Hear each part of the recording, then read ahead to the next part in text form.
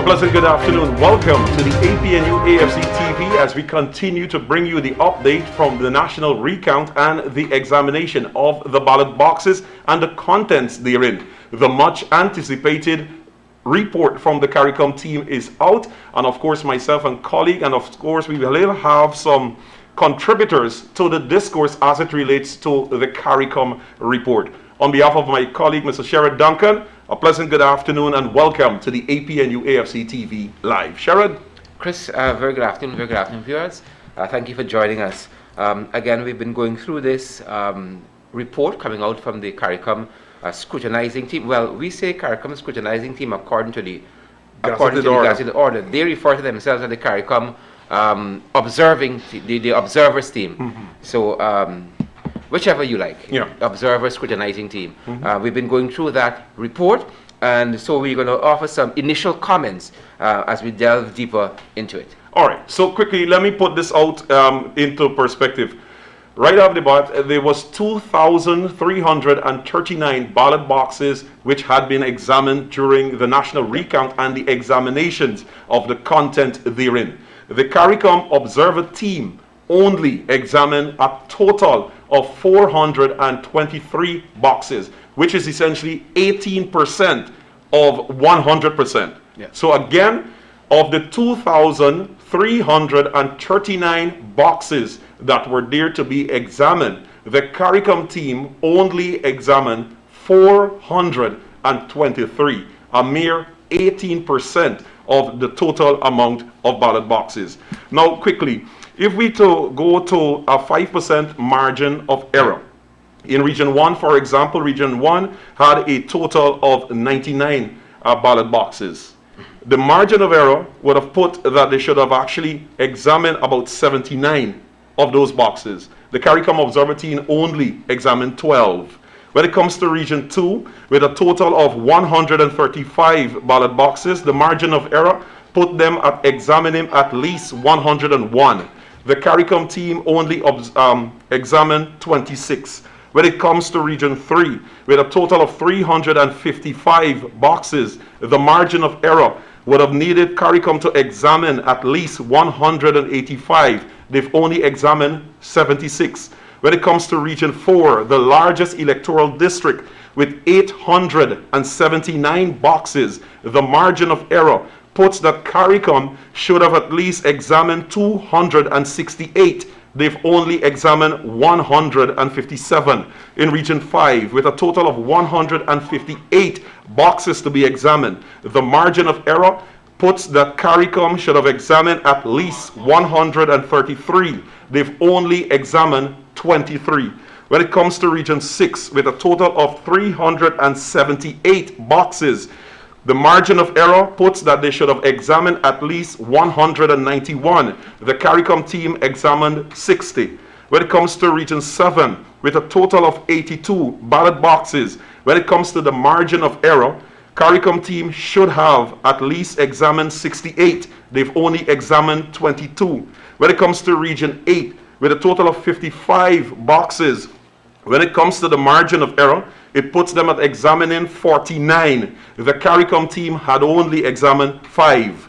When it comes to Region 9, with a total of 73 ballot boxes, the margin of error puts at least the examination should have been done of 62 boxes. The team only examined 18. When it comes to Region 10, with a total of 125 boxes, the margin of error puts that at least they should have examined 95. The CARICOM team only examined 24. So again, of the 2,339 ballot boxes having been examined during the national recount and the examination exercise, the CARICOM team only examined 423 at 18%. Chris, and we have to view this data also within the context of the team acknowledging very strangely that they were not part of a recount process. Just listening to that, it's kind of strange. The team says that it did not witness a recount. And I want to quote from the document, from their report. It says, from the outset, the team wishes to acknowledge that the exercise we observed was not in fact a recount. it was an audit of votes cast on March 2nd, 2020, and from the start, it was conceived as an audit, notwithstanding the statements of a national recount. Even though their report has a national recount, it's a report of a national recount. It seems strange that they would want to say that.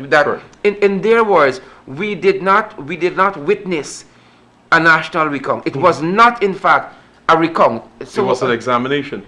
I don't know what they view it as, but they said it was conceptualized by the gazetted order as an audit.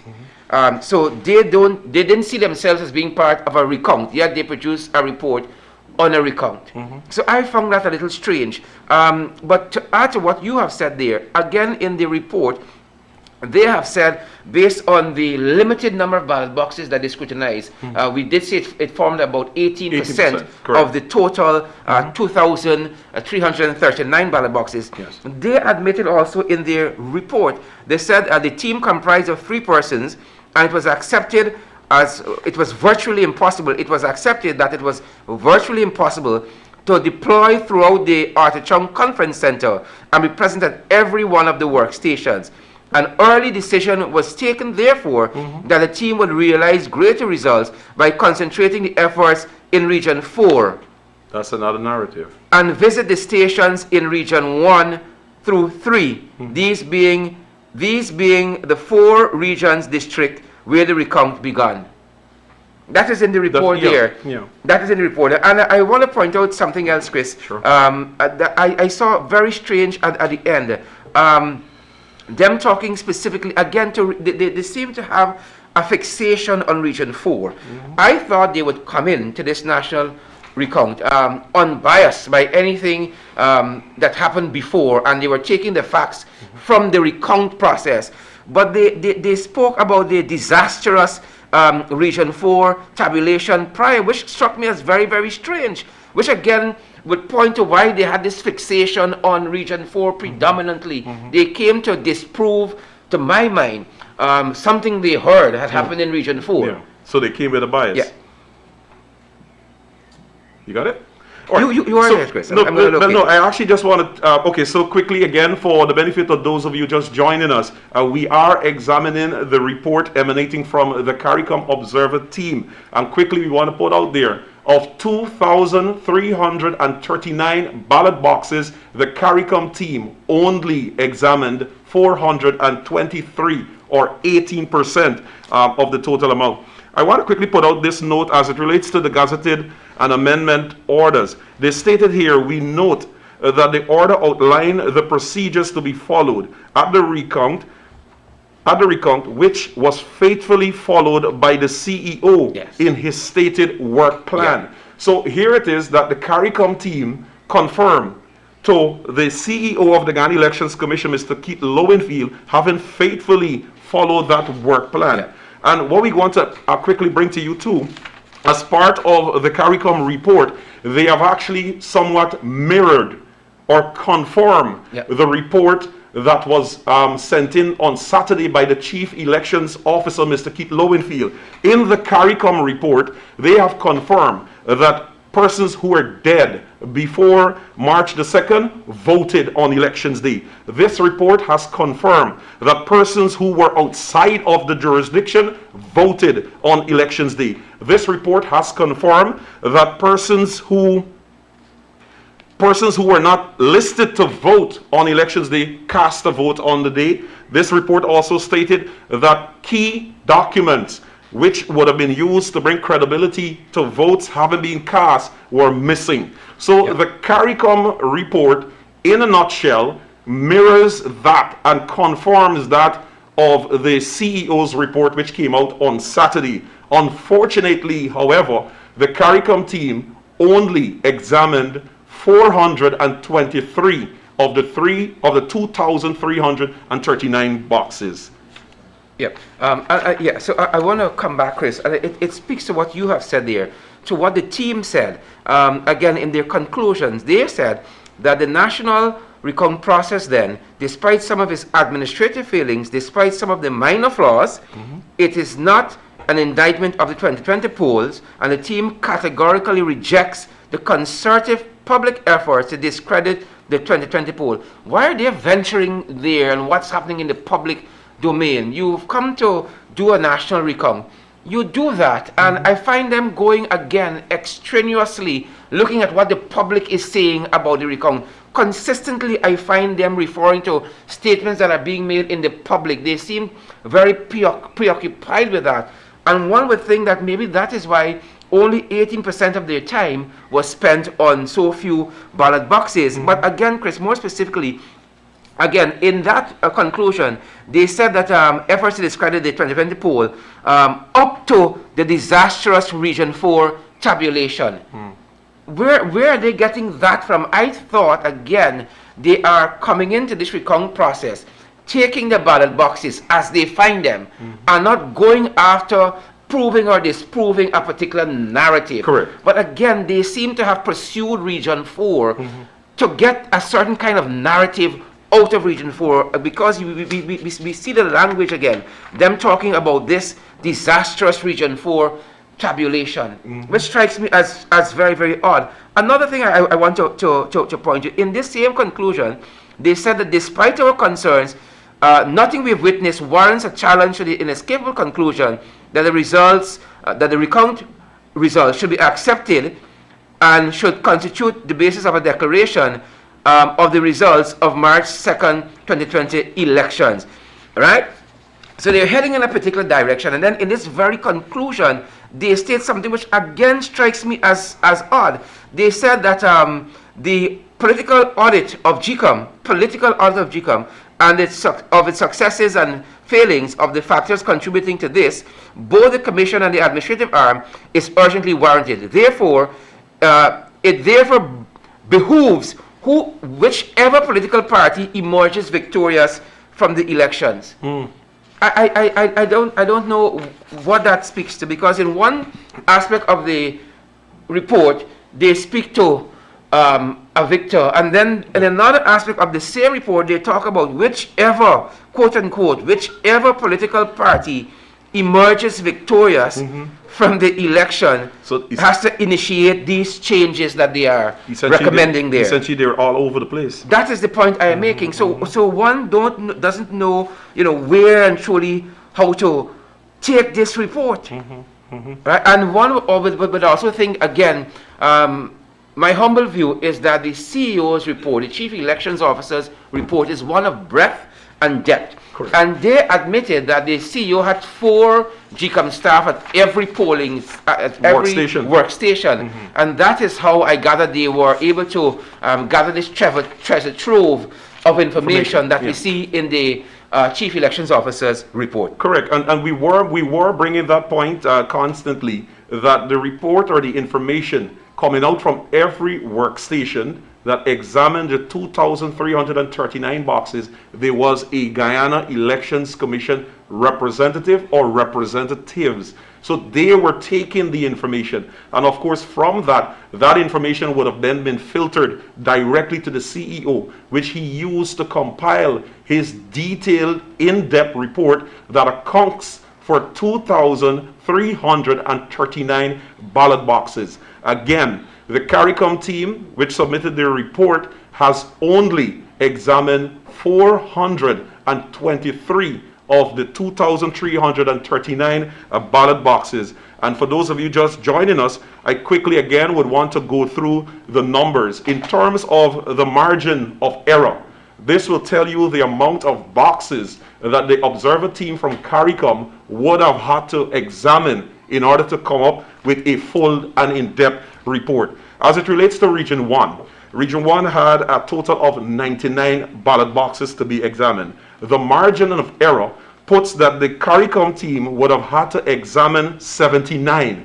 They have only examined 12. When it comes to Region 2, with 135 ballot boxes, the margin of error puts that they would have had to examine at least 101. The CARICOM team only examined 26.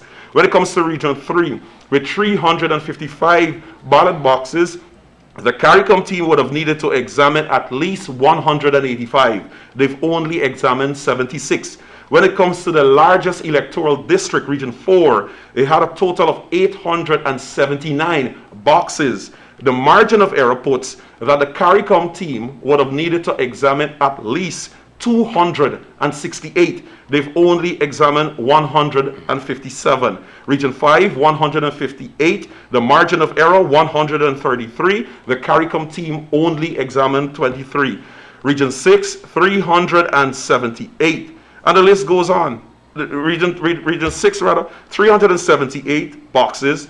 Margin of error, 191 would have needed to be examined. The team only examined 60.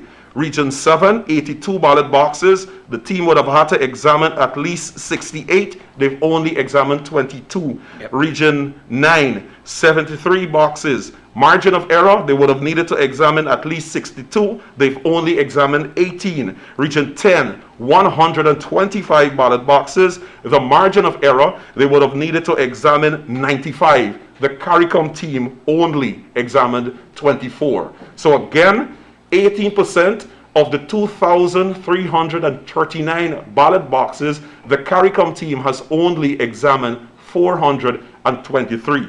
Well, what is key and important to note is that in the CARICOM report, they have confirmed, or their report mirrors that of the Chief Elections Officer, Mr. Keith Lowenfield, where he referred in his report that persons who were dead before March the 2nd, someone voted in their place. Where it comes to persons who migrated on elections day, persons voted in their place. Documentations which are critical for the confirmation or to bring credibility to votes having been cast are missing. So the CARICOM's report, even though they only examined 423 of the 2,339 boxes, 18%. 18%. In their report, the report has actually mirrored that of the Chief Elections Officer, Mr. Keith Lowenfield. Yeah, and again, the CARICOM team, from my reading of the report, seemed to be on a collision course with the recount order, which facilitated the recount. And this was a gazetted recount order that all of the stakeholders signed on to. Correct. Again, what was expected of the national recount? According to the gazetted order, Chris, it said it is a recount of all ballots cast at the said elections, including reconciliation of ballots issued with ballots cast, destroyed, spoiled, stamped and deemed as necessary, their counterfoils, stubs, authenticity of ballots, and the number of voters listed and crossed out as having voted, the number of votes cast without ID cards, the number of proxies issued, the numbers utilized, statistical anomalies, occurrences recorded in the poll book. I don't see any of this really discussed. Correct. In terms of statistical data in this report coming out of CARICOM. Another aspect of the recount spoke to a guidance note in which it says a review of key documents is imperative to establish that the number of ballots found in the box accord with the number of electors who would appear to have voted at the polling station. Again, in several instances of this report, the CARICOM team slams the recount order, and I couldn't understand why. Here in one section, they are saying, and I quote, "We are of the opinion that the decision to insist on an elaborate checklist for the recount was a questionable one and indeed a bad decision." I could not understand what really is the and agree to. This wasn't a recount order that was forced on any of the political actors locally. They all agreed to it. Why would the CARICOM team say it was a bad decision to have a checklist? In their view, it was elaborate. An elaborate checklist. The adjective is theirs. There was a checklist. They said it was a bad decision. That's just one instance. Let me quote another instance, again, Chris, where they slammed the gazetted order, which I found, again, very, very strange. They said from the outset, we recognize that the order called for an audit rather than a mere counting of ballots. We do believe this is a colossal error on the part of GCOM. CARICOM. On the part of the commission. GCOM. This is CARICOM's report stating from the onset, We recognize that the order called, this is the gazetted order, called for an audit rather than a mere counting of ballots. We do believe that this was a colossal error on the part of the Commission. So again, it reinforces they were there to count ballots, not to look at the qualitative aspect of what came out of the ballot boxes. They said it was a colossal error. Mercy.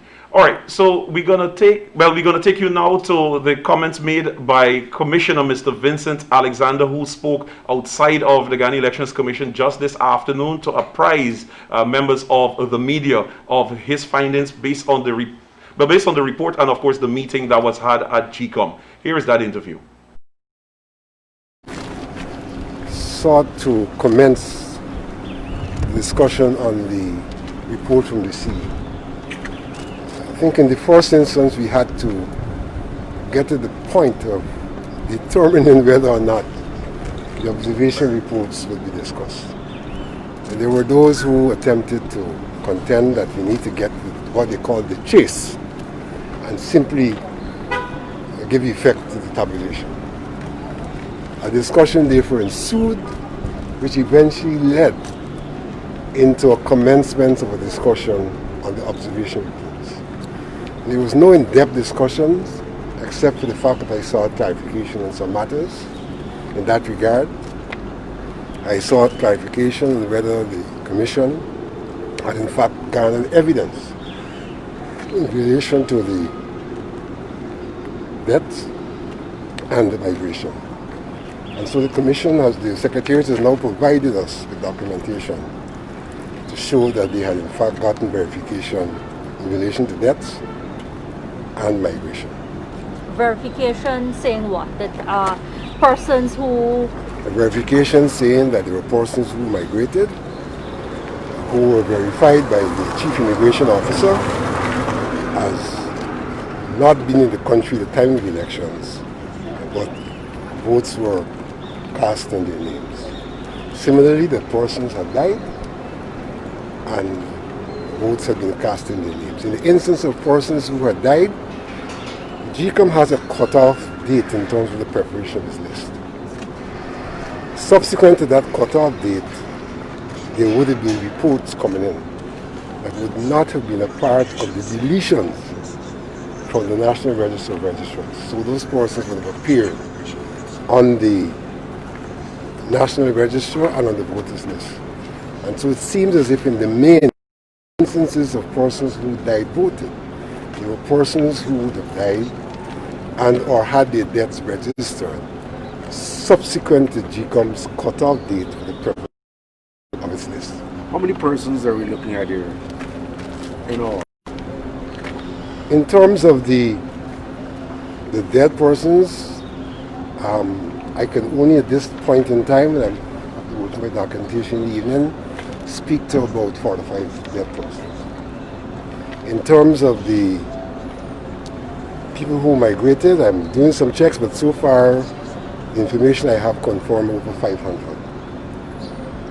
And this is based on the investigation that GCOM is itself conducting? Yes. Yes. Enough to change the will of the people? We are not yet complete in the process of the will of the people. We still have issues. I still have issues, for example, with 81 persons in Sophia whose ballots were not counted. There is still a tremendous difficulty for me with the 47 boxes on the East Coast for which there is absolutely no documentation. So one has to be rather holistic. There are issues also, certificates of employment. I can't give you the numbers offhand of persons who voted but did not have certificates of employment. There are also issues of affidavits, oaths, of persons who voted without the relevant. Yes. All told, how much do you think that may account for? All told is going to take us into the thousands. Thousands meaning what figure? Now, if you take the boxes on these courses, that's alone is around 10,000 plus. So all told, we're going into the thousands, beyond 10,000 and climbing. So what is it you want? You want all 10,000 votes to be reconsidered? My own disposition on this matter, I start off in the position of principle that every vote should be counted, no one should be disadvantaged. And therefore, in that regard, in regard to the 47, I had previously said to you that my thought was that we should find a mechanism to allow those people not to be disadvantaged. And I have not gone there.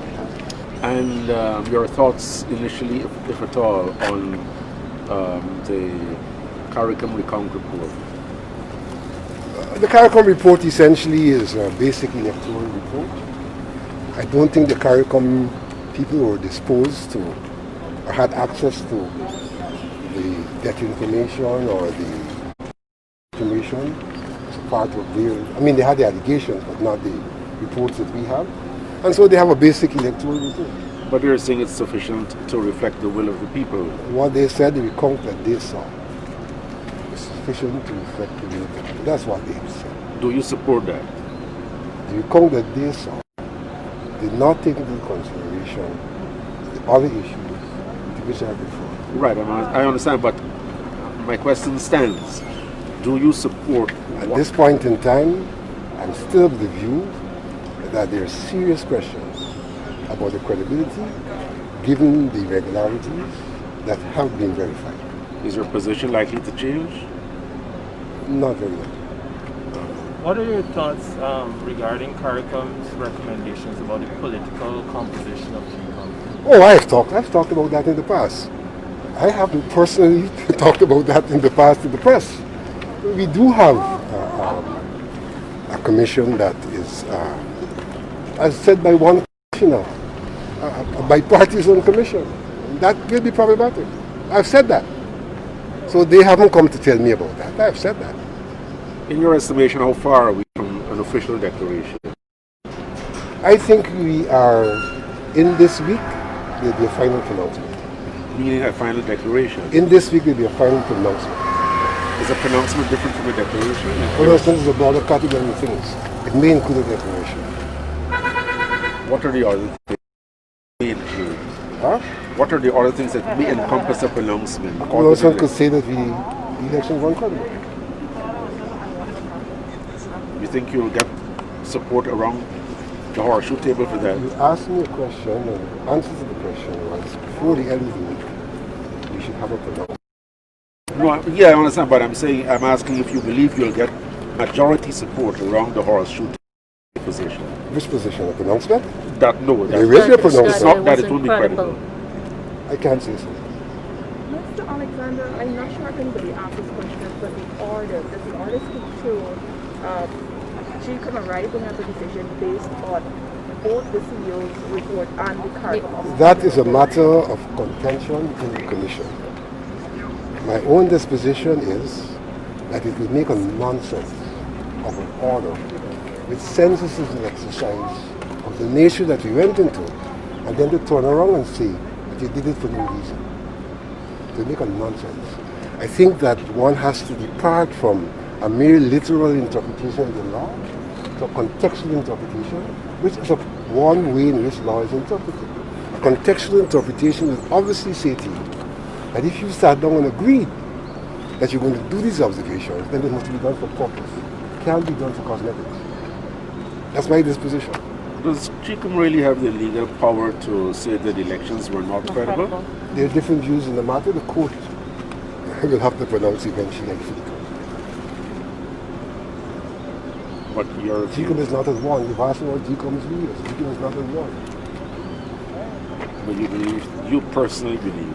I personally believe that we set out on the 162 to engage in a particular exercise and to make a nonsense of what we did. If we didn't think that what we did could result in taking into consideration the observation reports. So, Mr. Alexander, if it is determined that the elections were not credible, what's the next step? I think the legal luminaries will have to answer that question. I'm not quite sure I'm the one to answer that question.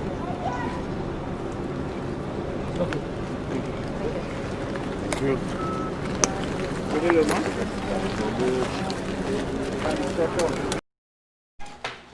Welcome back. That was, of course, Commissioner Mr. Vincent Alexander engaging members of the media outside of the Ghana Elections Commission just this afternoon. And, of course, he was bringing them up to date in terms of the meeting that started earlier today. Just quickly, for those of you just joining us, we are going through the much anticipated CARICOM report that is before us. And quickly, just to put on record, the CARICOM report of the examination that was done in terms of the ballot boxes, the CARICOM team has only examined 423 of the ballot boxes out of the 2,339. And of course, there is the total amount of boxes here, and there is also the margin of error. That is essentially the expectation that if you're going to examine a particular region, at least this amount of boxes you should examine. Yep. So let me just quickly go through that, and then we'll have our guest who is going to be on set, well, is via phone with us.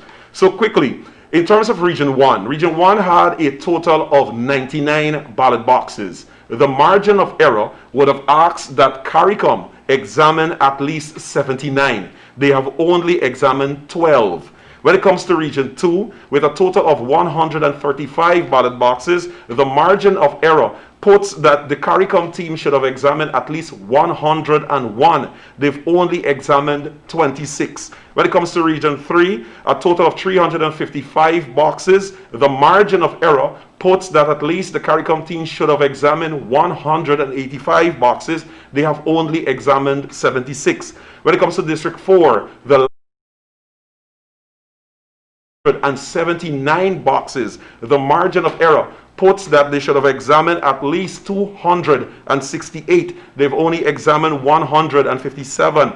When it comes to Region 5, with 158 boxes, the margin of error puts that they should have examined 133. They only examined 23. When it comes to Region 6, with a total of 378 boxes, the margin of error puts that they should have examined at least 191. They've only examined 6. When it comes to Region 7, with 82 boxes, the margin of error, 68. They only examined 22. Region 8, 55 boxes, the margin of error, 49. They've only examined 5.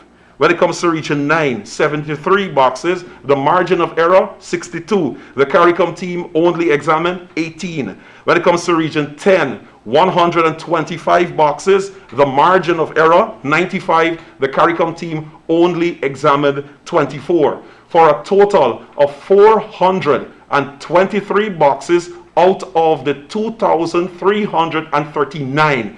18%. Yep. But what is noteworthy to mention is that in this CARICOM report, which is a total of about 130 something pages. Well, I got 74. Right. So the CARICOM report, what is significant or important to mention is that in this report, it mirrors that yep. of the CEO's report, which confirms that on elections day, persons who are dead, on elections day, someone cast a vote in their place. It confirms that persons who migrated on elections day, persons voted in their place. It also confirms that key documentations which would bring credibility to votes having been found in ballot boxes are missing. And of course, they went on to make recommendation and so on. So the CARICOM report, in a nutshell, has, even though they only examined 423 out of the 2,339 boxes, they have confirmed in the report that we saw just Saturday emanating from the Chief Elections Officer about dead, migrated, missing documentation, impersonation of persons. Yeah. And Chris, if we were to put that information you just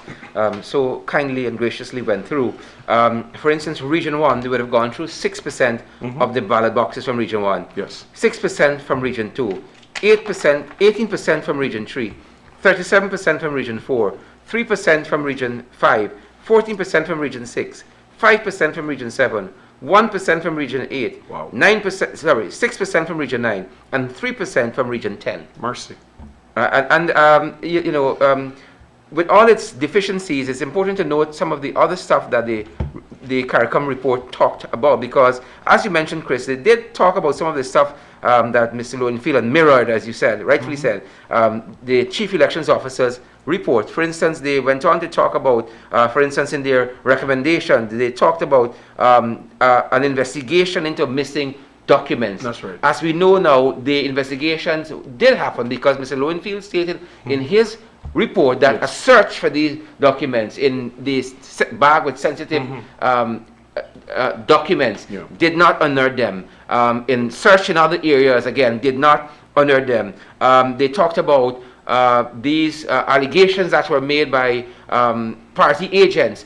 We know now that the GCOM chairwoman, Justice Singh, wrote to the Commissioner of Police on May 22nd. Yes. He responded by saying that the list she submitted, in the words of the Chief Elections Officer, were of substance, which means that, yes, these persons who claim to have voted on March 2nd were either out of the jurisdiction, and then we know some information that came via the GRO, the General Registrar Office, also indicated that, yes, the information, some of the information that you furnish with persons who have been predeceased March 2nd bear substance too. And so these investigations that the CARICOM team spoke of were had and did bear fruit. That's right. But important to note, Chris, and we have been lamenting this, thanks to Mr. Stanley Ming, in this recommendation, the team strongly recommends, the team says as a minimum condition of electoral reform, the team recommends an urgent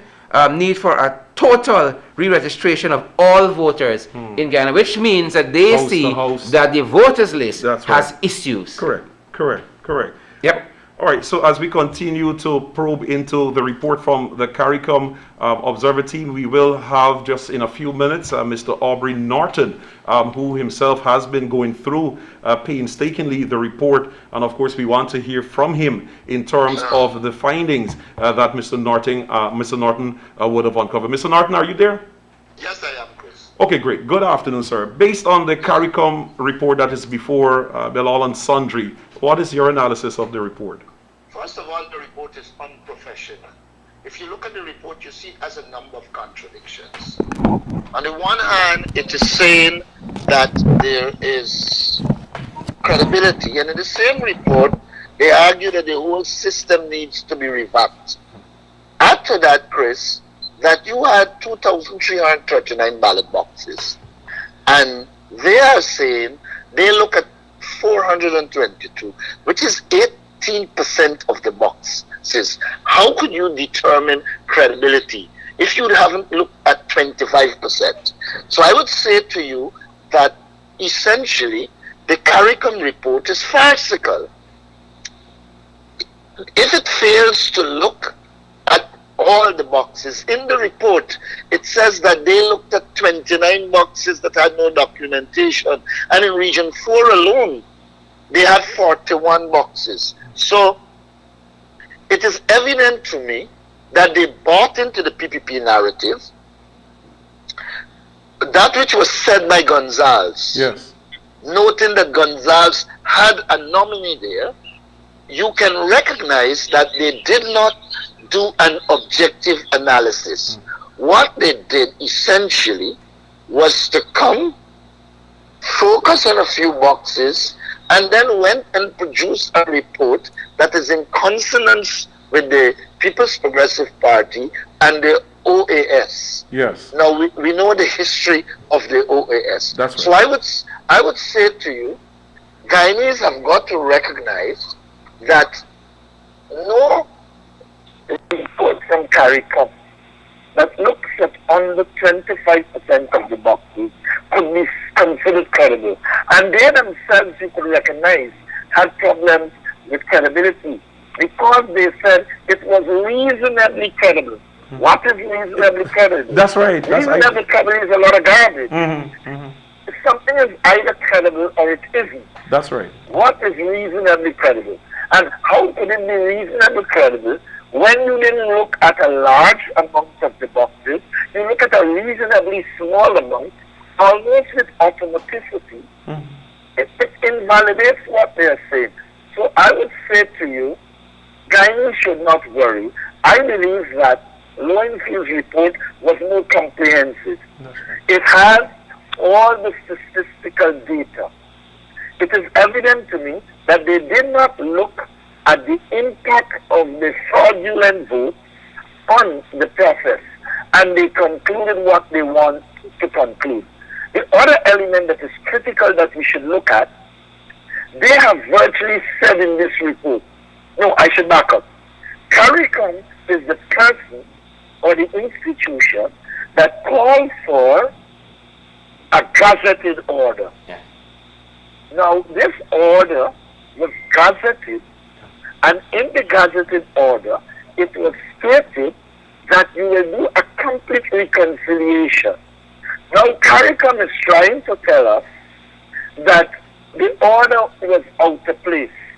How could the order be out of place when you had agreement between the president and the opposition leader, and then this order was negotiated by Gunraj from the PPP together with Vincent Alexander and others, and then they signed on to it.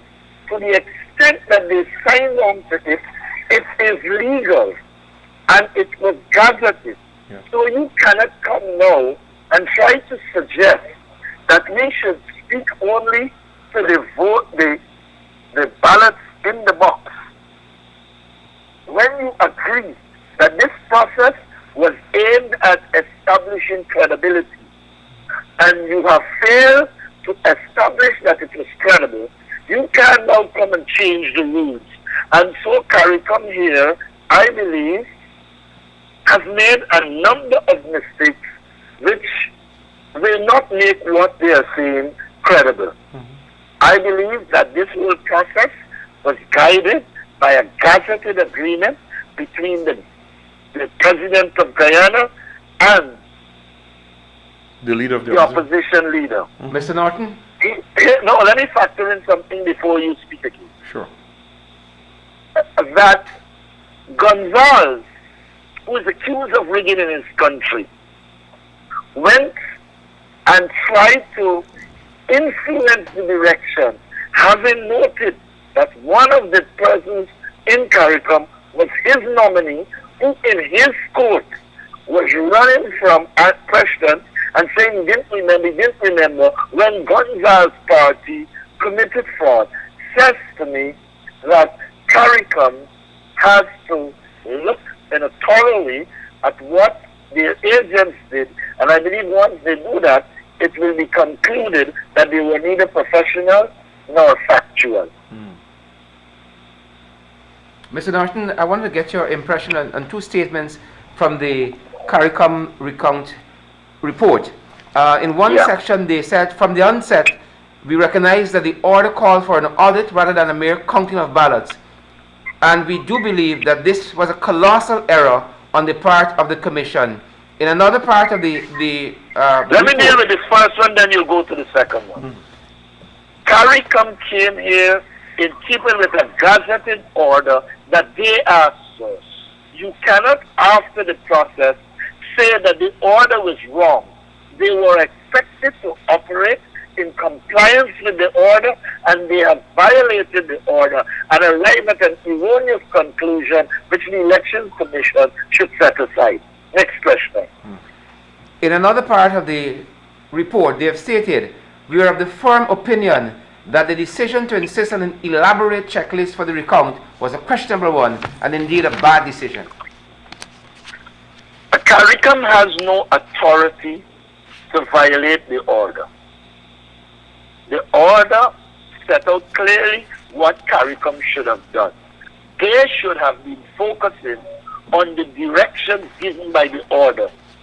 If you say you operate on rules and regulations, you can't conjure in your mind what should be done. You have to operate based on the order.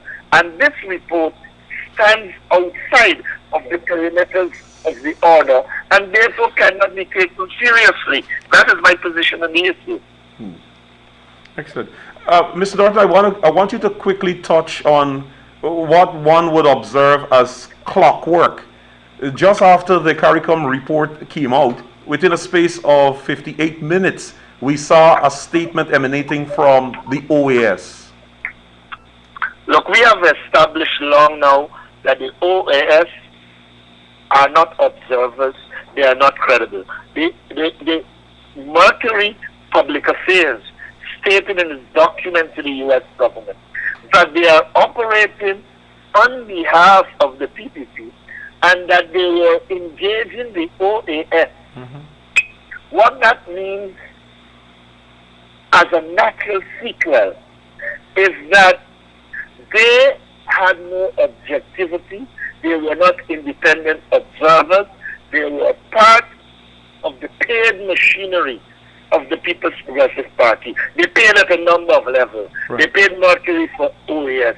They paid Mercury for the diplomats. In the election process, they paid people to vote. Yeah. They paid POs to compromise the process. I will not take the OAS seriously because they have not been impartial. They have been repeating the narrative of the OAS, and the OAS is linked to Mercury, who was paid to do what they are doing. That is my position on that issue. I believe Guyanese should listen and focus on CARICOM, which is the only legitimate institution to declare anything on the elections results. GCOM. And I do believe, sorry, GCOM, not CARICOM, GCOM. Yeah. And I do believe that once the focus is on the recount, it will establish that it had no credibility. If you go to the Lowenstein report, you will see that what it says is backed with statistical data. CARICOM did not attempt to knock anything they say with statistical data. So, in large measure, they have not been professional and they cannot be considered seriously. Mr. Norton, I want you to respond to another section of the report. It says here in the conclusion that the national recount process, despite some administrative failings, despite some minor flaws, is not an indictment on the 2020 poll, and the team categorically rejects the concerted public effort to discredit the 2020 polls up to the disastrous Region 4 tabulation. I couldn't remember the Region 4 tabulation of the recount being disastrous. But look, if CARICOM was serious, they would have seen all the irregularities in regions 1, 2, 3, 4, 5, 6, 7, 8, 9, and 10. How can you have a preponderance of fraudulent activities and conclude that they were minor? I believe those persons who came from CARICOM should be told by CARICOM that look at the data and will conclude that they were misplaced and were not professional. Mr. Norton, do you think the onus is upon us to forward maybe a copy of the Chief Elections Officer's report to CARICOM? We should send it to all CARICOM heads, and we should insist that the CARICOM team provide the data that they utilize to arrive at the conclusions they arrived at. Yes. You cannot, in this situation, rely on 422 boxes from 2,339 and consider it credible, or even as they describe it, reasonably credible. The election process in Ghana cannot produce credibility. And the ballots that are counted that are credible, they show essentially that the APNU AFC did better than the PPP. Yeah. Just quickly, let me pick your mind, Mr. Norton, in terms of a legal language. The CARICOM report ended by saying reasonably credible. In law, is there such a term that can be used? No, you just have to turn to Anil Nandlal, who said fraud is fraud. Yes. And once fraud is committed, it is nullified. And so, as a consequence of that, CARICOM isn't making sense. to talk about reasonably credible. There's no concept like that in law. Right. We're dealing with fraud or no fraud. The figures and facts show that there was electoral fraud. Mr. Norton, what should the nation be thinking at this point as we're nearing the The conclusion? nation at this point should be thinking that the only credible report before them is presented by Keith Lowenfield, which is supported by statistics and the observation report Yes. from the process. May I also point out that in the report, CARICOM people were basically trying to get away from the observation report. So you could see they were not into an objective review and critical analysis. They were into dealing with a narrative that will permit the results as is to be declared without taking into consideration the level of electoral fraud that is committed. Very well. Excellent. We'll have to leave it here. Thank you very much, Mr. Norton. Is there anything in closing? No, just say thanks. I just want to say thanks for having me. Okay. And we should reassure Guyanese that the CARICOM group did not live up to professional expectations. Unfortunately. Yeah. Thank you very much, Mr. Norton. Good night. Chris, as I was reading through this report and engaging that phrase, reasonably credible, I have to go back to the dictionary, where it says that credible means able to be believed or trusted. Right. Able to be believed or trusted. And I don't know if you can stick reasonably in front of that. Reasonably able to believe or trusted. Having looked at 18% of the ballot boxes, Yeah. you've come to a conclusion of the entire process Yeah. that you can reasonably believe or trusted or trust that these guys won the election without, again, as Mr. Norton clearly said, engaging the qualitative aspect, the observation report, and the mountains of information, irregularities, anomalies gleaned from those reports. Right. It's almost like a child or someone saying that, you know, I lied, but it was a little lie. You know, as if there is such a thing as a little lie or a big lie. Yeah. It Reasonably makes no sense. But anyhow, ladies and gentlemen, you've heard from Mr. Aubrey Norton, who read through the CARICOM report, and of course he presented his analysis, which myself and colleague Sherrod Duncan, we were doing too, and trying to fathom exactly which corner of the globe the report is trying. It appears that there were several compilation and just bring together into one, which is a lot of confusion. But I know based on what I read inside of the CARICOM report, it mirrors or confirms to the report by the CEO, which confirms that persons who are dead on elections day, someone voted in their place. It also confirms that persons who migrated, someone voted in their place. It also confirms that documentations which are critical to bring credibility to votes have not been found. In their report, they stated 29 boxes on the lower east coast of Demerara. Well, they didn't say where, they said right, in the 29. But there is a total of 47 such cases with ballot boxes without the supporting documentation. And those 47 boxes has a votes value of over 11,000 votes. So that is the key part for us in terms of the report herein. And of course, the chief elections officer has already submitted his report on Saturday, and that report, as we dive into it, it's in depth. It provides you with analysis region by region by region, and it accounts for 2,339 ballot boxes. Anything in closing? Just on the issue of the missing statutory documents, the team did say that it was troubling. That was their word. It was troubling. Troubling. Troubling. All right, viewers, I just want to quickly again leave you with some numbers. In terms of the CARICOM team that was in Guyana, for part of the scrutinizing of the 2,339 ballot boxes, the CARICOM team has only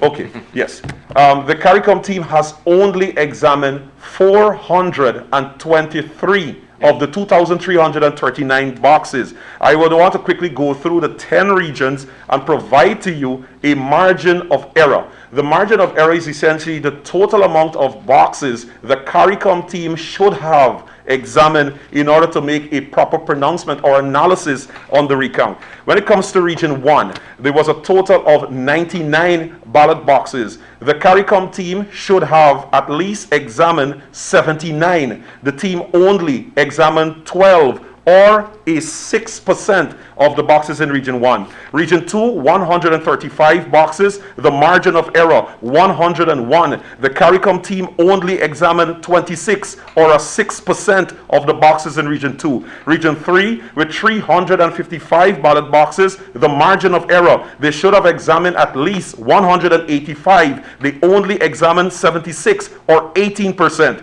Region 4, the largest electoral district, 879 boxes. The margin of error, they should have examined at least 268. The CARICOM team only examined 57, or a total of 37%. Region 5, 158 boxes. The margin of error, they should have examined at least 133. The team only examined 23 boxes, or 3%. Region 6, 378 boxes. The margin of error, 191. The CARICOM team only examined 60, or a 14%. Region 7, 82 ballot boxes. The margin of error, the CARICOM team should have examined at least 68. They've only examined 22, or 5%. Region 8, 55 ballot boxes. The margin of error, they should have examined at least 49. The CARICOM team only examined 5, or 1%. Region 9, 73 ballot boxes. The margin of error, CARICOM should have examined at least 62. They've only examined 18, or 6%. In Region 10, there was a total of 125 boxes. The margin of error, that the CARICOM team should have examined 95 boxes. They only examined 24, or 3%. A total of 423 boxes was examined by the CARICOM team, or 18% of 100%. Yeah. 423 out of 2,339. 18%, you make 18%. a sweeping conclusion Yeah. that these elections were reasonably credible. Yeah, new words to add. Right. Reasonable, Yep. credible. You got 18% of the mark in the exam, but you passed. Yes, reasonable enough. You go, 18% I love that. marks. Yeah, that's And you passed. yeah, give a pounce, man. Give a pounce. You went to university, IFLOT University. Yeah. 18% in the exam. Yes, and you pass. Perhaps a lot of the kids who will be sitting CXC would love if that CARICOM team could be University of IFLOT. teaching. Mercy. So, ladies and gentlemen, those are the numbers that we've shared with you as it relates to the CARICOM report, lacking depth. And of course, we referred you back to the Chief Elections Officer's report, which provides you with all of that. We're thankful for our guest, Mr. Aubrey Norton. On behalf of my colleague, Mr. Sherrod Duncan, and our technical team, we invite you right back here this evening, where we'll have some more guests who will continue to probe into the CARICOM report. My name is Christopher Jones. Until 8 o'clock this evening, goodbye for now.